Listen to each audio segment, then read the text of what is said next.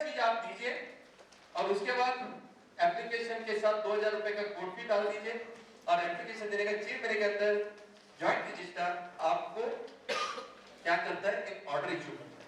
वो order issue करने के बाद आप उसके ऊपर स्टैंप ड्यूटी कर दीजिए। यदि सब लोगों ने अपना अपना स्टैंप ड्यूटी एग्रीमेंट में भरा है तो कन्वेंस के टाइम पर आपको सिर्फ 100 रुपए स्टैंप ड्यूटी भरना। मान लीजिए आपका सोसाइटी में 50 मेंबर है, 48 लोगों ने स्टैंप ड्यूटी भरा है अपना एग्रीमेंट में, 2 लोगों ने स्टैंप ड्यूटी नहीं भरा है, उनका सिर्फ 2 लोगों का ही स्टैंप ड्यूटी आपको कन्वेंस डीड में भरना है और उस हिसाब से आपका जो लीज डीड है वो रजिस्टर हो जाएगा। उसके लिए रजिस्ट्रेशन के लिए जॉइंट रजिस्टर अपना लीज डीड में सिग्नेचर करके देना है। उसके बाद आपको सिडको के पास जाना है तो रजिस्टर होने के बाद सिडको जो ट्रांसफर फी है उधर सिडको क्या करती है, जितने भी फ्लैट का ट्रांसफर फी रुका है, जो भी मेंबर्स का नाम आप लिखते हो उसका पहला किस्त वाला के साथ कितने लोगों को ट्रांसफर हुआ उसका ट्रांसफर फी लेती है। और दूसरा जमीन का भी हर एरिया का जमीन के ऊपर कुछ ठराविक अमाउंट लिखा है जो 2 लाख 3 लाख 5 लाख ऐसा होता है, वो भी आपको सिडको का ट्रांसफर फी देना है। उसके बाद सिडको अपना रिकॉर्ड में आपका सोसाइटी का नाम रिकॉर्ड करती है। इस तरह का प्रक्रिया डीम्ड कन्वेंस में जो जमीन मालक और बिल्डर आपको सहयोग नहीं करता है वो डीम्ड कन्वेंस आपका हो सकता है।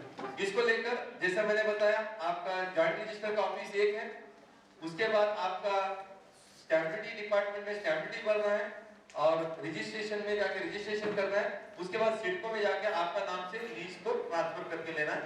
ये प्रक्रिया जो है आपको करके लेना है। और मैं इतना ही संक्षिप्त में बोलूंगा, डीम्ड कन्वेंस जो है एक अच्छा प्रावधान है जिसका आप फायदा उठा लीजिए।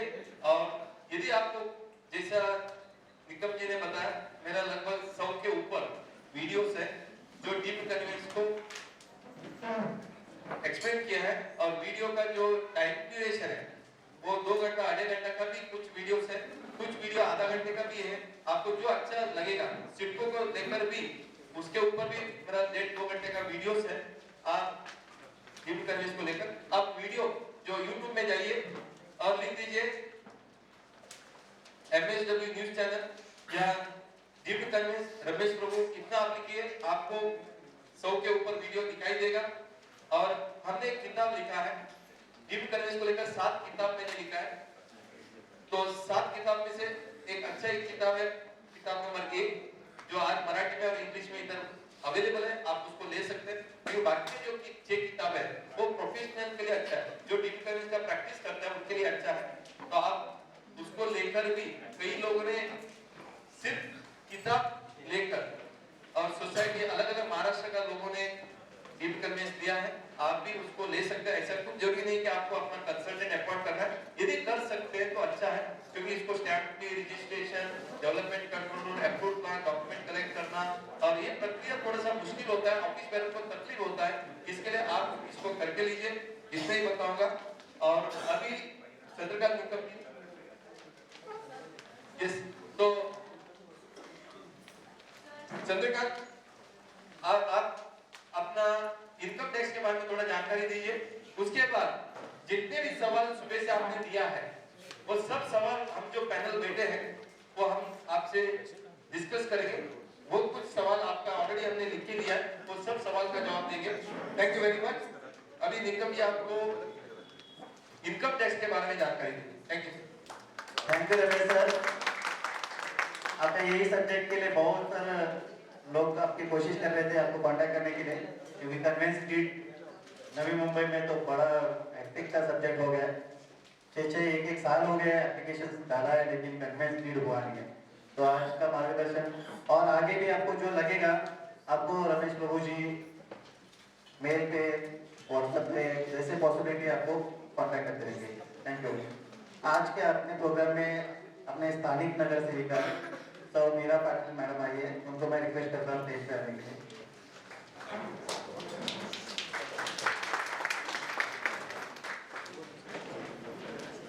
मैं तो अंजलि रानी जी को रिक्वेस्ट करता हूँ उनका सत्कार करने के लिए।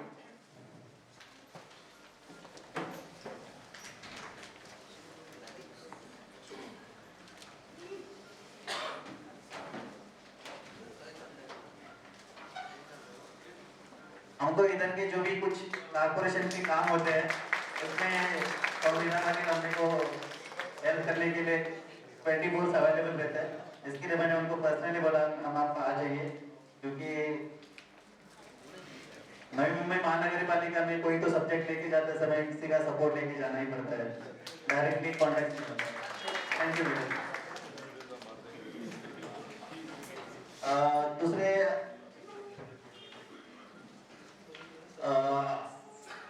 मैं LLB कर रहा हूँ 2 साल से, मेरा सेकंड ईयर 3rd सेमेस्टर भी फिलहाल हो गए। उसमें मेरे को जो सपोर्ट कर रहे हैं Shri Sakre sir, saint Wilfred law college के प्रिंसिपल है, मैं उनको रिक्वेस्ट करता हूँ स्टेज पे आने के लिए।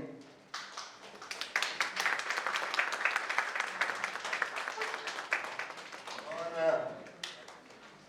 जो 7 साल मेरे को हर चीज का गाइड किया, अकाउंट्स में मेरे बहुत सारे मिस्टेक्स होती थी, कितनी बार मैं चेक मिस्टेक करके लिखे जाता था, लेकिन तब भी चिल्लाए नहीं। मेरे कंपनी के CEO श्री नारायण भार्गव, उनको मैं रिक्वेस्ट करता हूँ प्लीज स्टेज पे आ जाइए। He has helped out other than as a professional, as a family member, and he has done a lot of to me for everything to come on this stage. So मैं सबको request करता हूँ। मैं उनका पुष्प गुच्छ देके Amit Nimbalkar sir, 12वें sir पर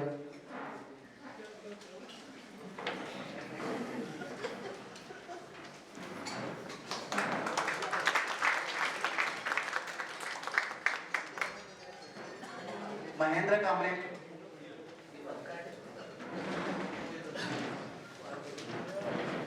मेरे कलीग है महेंद्र कांबळे, LLB स्टूडेंट्स है, उनको मैं रिक्वेस्ट करता हूँ साकरे सर का सत्कार करने के लिए।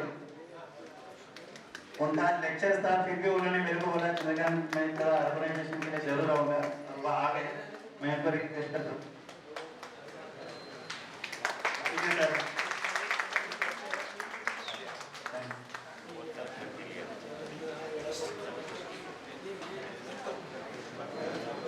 आज का जो मेन सब्जेक्ट था, एक कई सारे मैंने सोसाइटीज देखा जिसमें इनकम टैक्स और TDS ओरल सब लोग बोलते हैं कि इनकम टैक्स सोसाइटी को फाइल करने की जरूरत नहीं है, TDS फाइल करने की जरूरत नहीं है।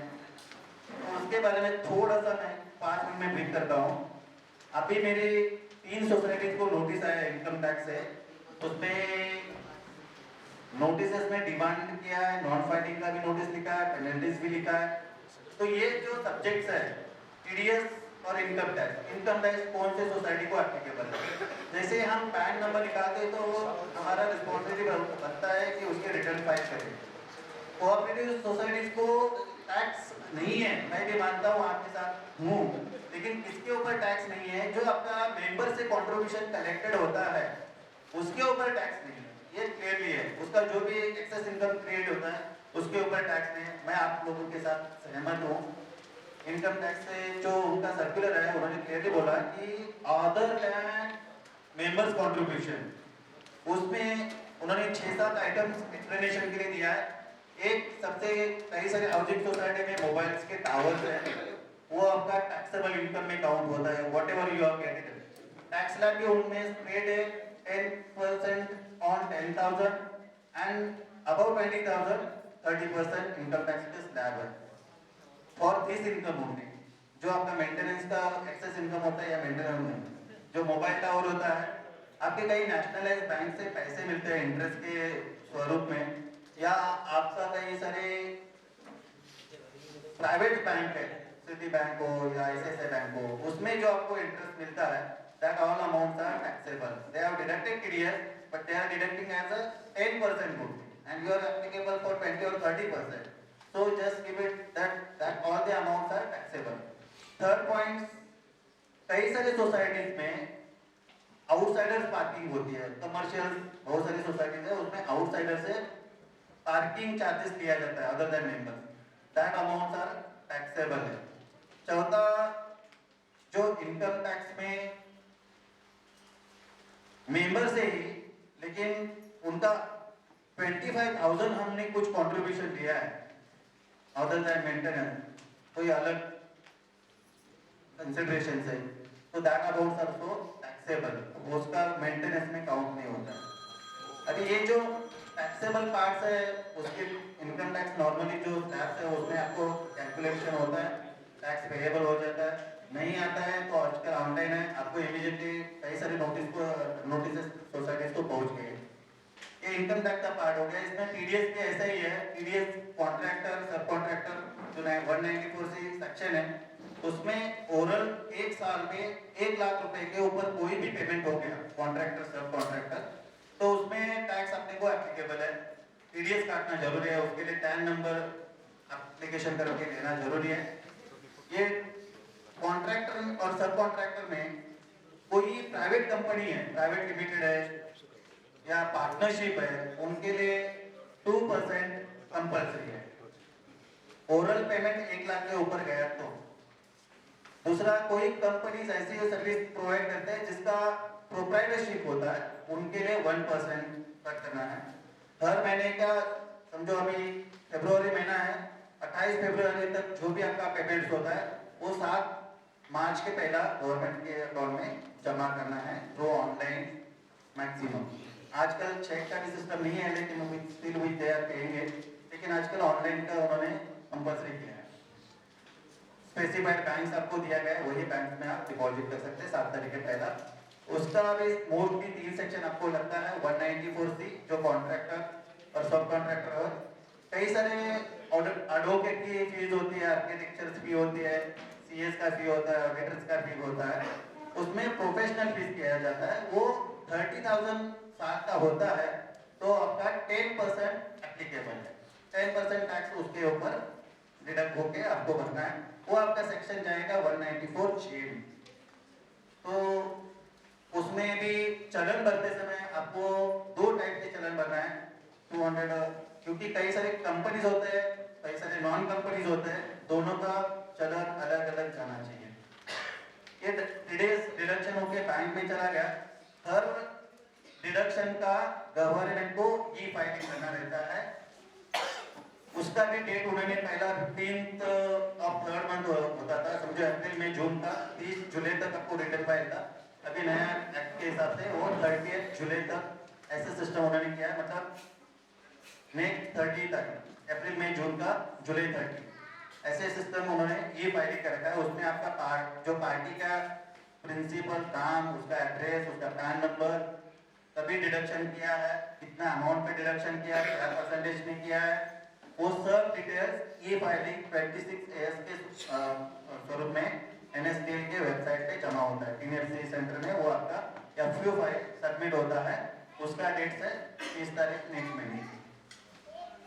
ये जो TDS का पार्ट है, इसमें भी बहुत सारे लोगों को नोटिस पहुंचा है कि short deduction, late filing, interest. मैं उसके लिए भी चर्बी रोड गया था कि सर ऐसा है, हाउसिंग सोसाइटी है, नॉन प्रोफेशनल होते हैं मैक्सिमम, उनके कोई एक आधा कंसल्टेंट 3 महीने में 2 महीने में आता, नहीं होता है TDS file.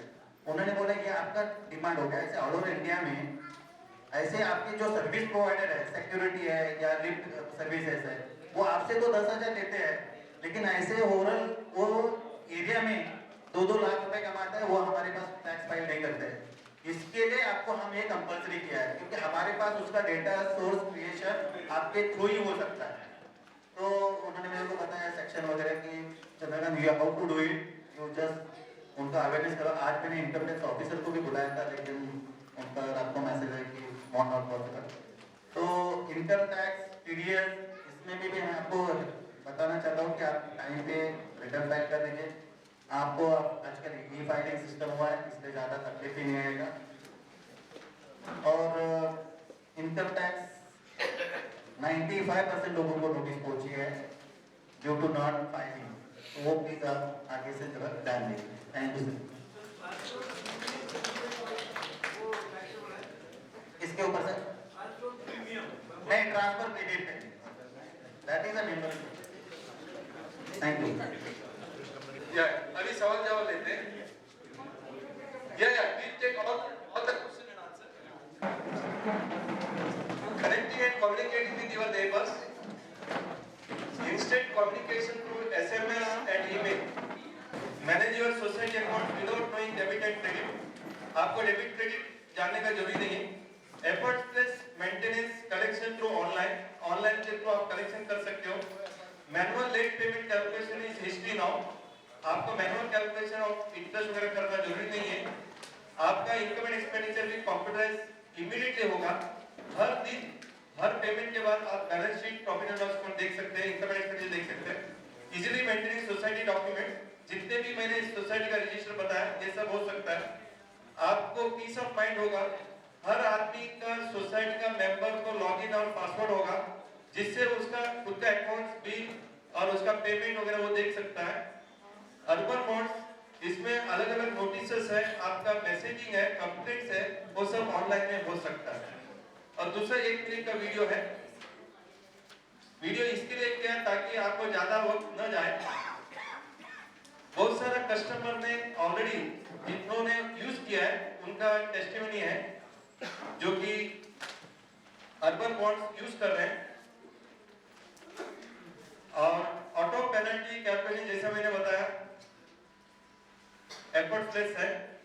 Account should be really within a week of closure of account. मैं तो ये बताता हूँ रोज हर दिन आपका बैलेंस क्लोज हो सकता है।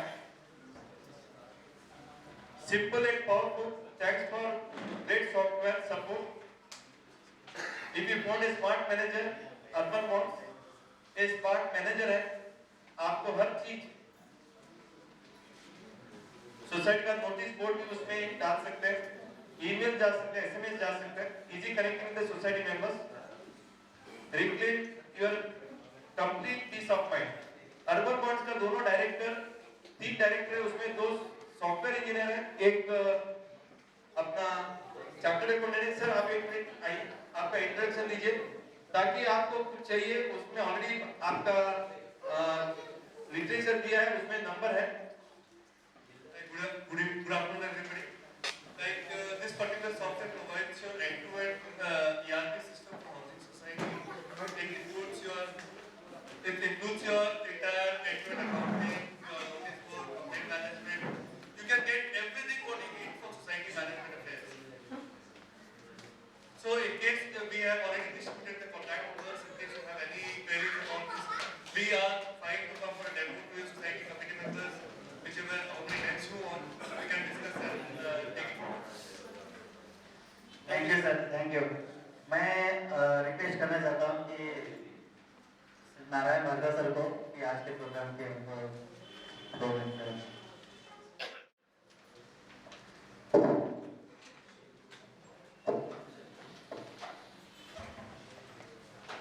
First and foremost, I must thank Chandrakant for inviting me for this function. Any function when you organize, there's a lot of challenges. And function of this size where organizing a cooperative society is always a challenge. And just talking to him, and he said that he has been working on this for the last 3 months to organize this function. So Chandrakant, well done. I would only say, Chandrakant was with us for about 7 years. When he joined, I think I must share some personal things about me. When he joined, Sure. he used to be pretty tense. Anything happening, he would always be very tense about it. Whether it was to do with his personal life or outside. But a period of time when he worked with us, I think the most important thing which he learned was how to do multitasking, how so many things can be done at the same time without actually being tensed about it. And I'm very happy to say that last couple of years he has progressed so well that I feel proud that the Chandrakant was with me, and my all blessings to him for doing so well. And most importantly, I think the important job which he is doing is helping people to manage the accounts of cooperative society. Now, this I say is most difficult job because most of the cooperative society firstly face the challenge of time. No one is time in cooperative society, and after that, managing society is a big challenge. And I'm very happy that he has selected this line, and he's very well known person in cooperative society in Navi Mumbai, and that gives me all the pleasure because earlier I was staying in Bali Seaface, now I have also come to stay in New Bombay, and whomever I talk, rather someone says that I have a problem, I always tell, go to Chandrakant Nigam. One person who says I have no problem, then I ask him who is taking care of your affairs, and then he says it's Chandrakant Nigam. So that is what Chandrakant Nigam is. I'm thankful to him for inviting me, and I'm also thankful to all the people, well-known personalities on the stage who have come here and addressed all of you. And I'm sure you will have a very interesting question and answer session as well. And all your queries would be sorted out, which would be more on the legal and technical side. In cooperative, I know there are a lot of emotional issues also between members which can be sorted out here. Okay, thank you very much. Thank you sir. मैं request करता हूँ हमारे इधर के नगर सेविका madam Patil ma'am, मेरा पाटिल जी, आप 2 minute. Thank you. सरकारी गृह निर्माण संस्था के प्रशिक्षण और मार्गदर्शन शिविर में मंच पे उपस्थित मान्यवर और प्रमुख मार्गदर्शक तथा सभी गृह निर्माण संस्था के जो पदाधिकारी रहवासी, उनको मेरा प्रथमतः प्रणाम। और मैं धन्यवाद देगी, शुभेच्छा देना चाहूँगी चंद्रकांत निकम जी को, जो भी मेरे छोटे भाई जैसे हैं मेरे लिए। हर टाइम मुझे वो फोन करके पूछते, दीदी क्या है, कैसे करने का, क्या करने का, तो मुझे भी बड़ी खुशी होती कि इतना मुझे सम्मान देके वो पूछते हैं। और उन्होंने जो आज ऑर्गेनाइजेशन किया है सरकारी गृह निर्माण संस्थाओं के प्रशिक्षण के लिए, बहुत बढ़िया काम किया है, उसके लिए मैं शुभेच्छा देती हूँ। और मैं इतना ही बताना चाहेगी क्योंकि ऐसे मार्गदर्शन शिविर बहुत कम होते हैं।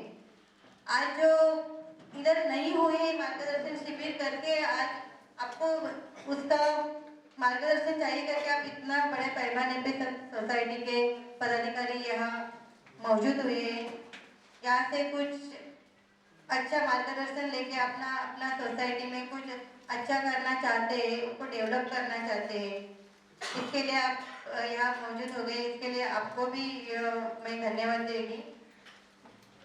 और मैं थोड़ा पूछना चाहेगी, तो पूछ सकती हो क्या?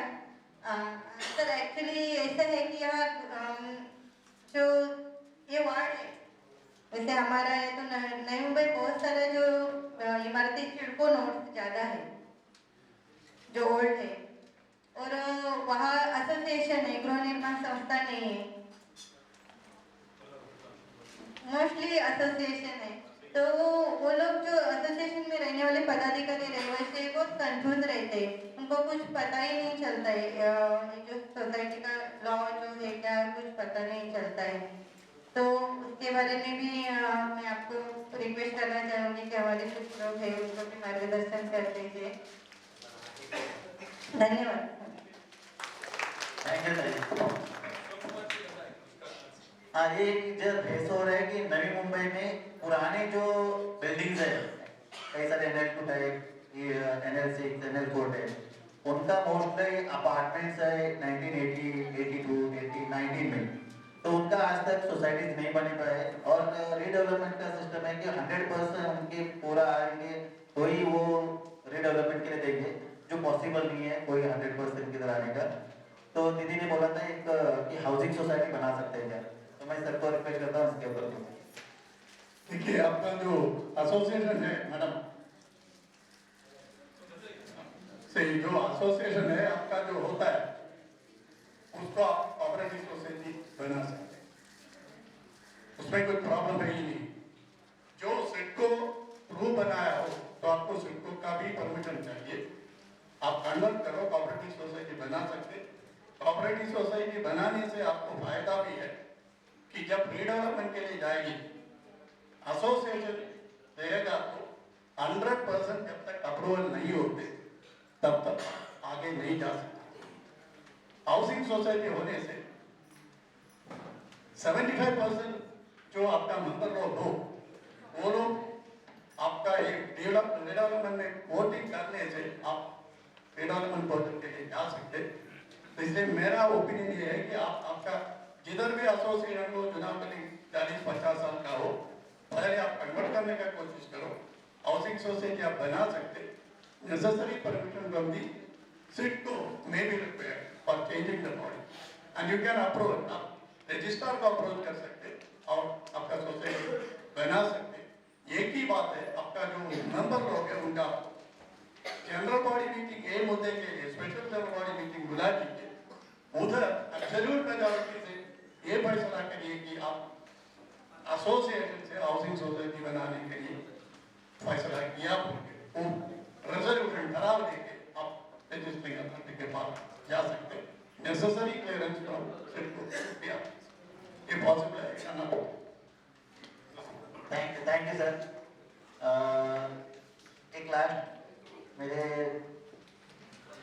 जो नज़दीक लास्ट 2 साल से मैं उनके साथ हूँ, हमारी कॉलेज के प्रिंसिपल जिन्होंने लॉ में PhD किया है, फिर भी हमसे बात करते समय एज अ फ्रेंड ही बात करते हैं, कभी उनका कभी प्रिंसिपल के रूप में जाते हैं, थोड़ा भी हमको डर नहीं लगता। जैसे साकरे सर, उनको मैं रिक्वेस्ट करता हूँ 1-2 मिनट बताने का।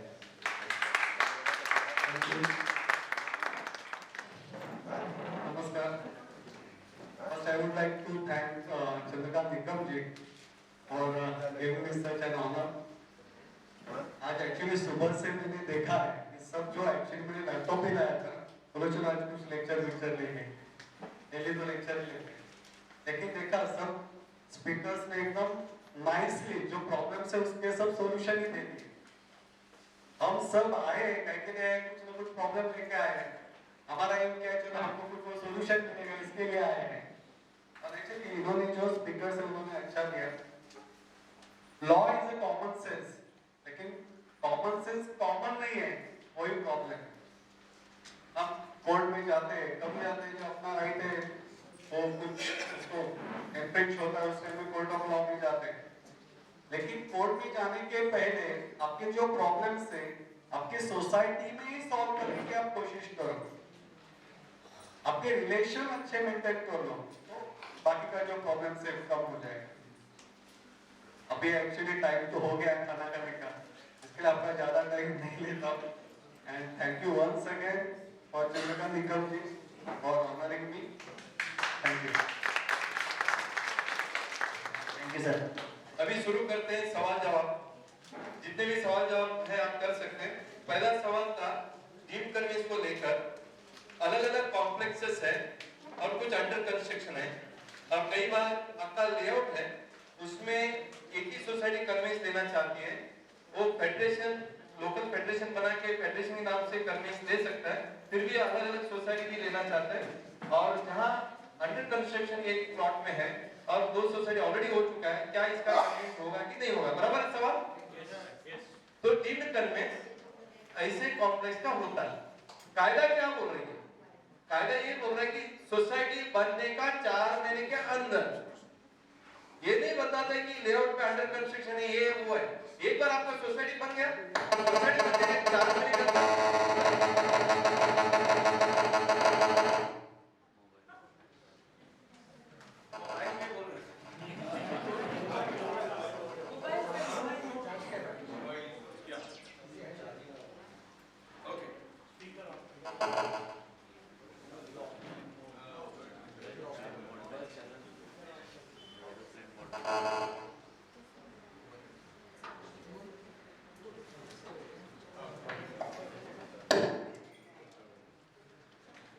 Okay, can we start?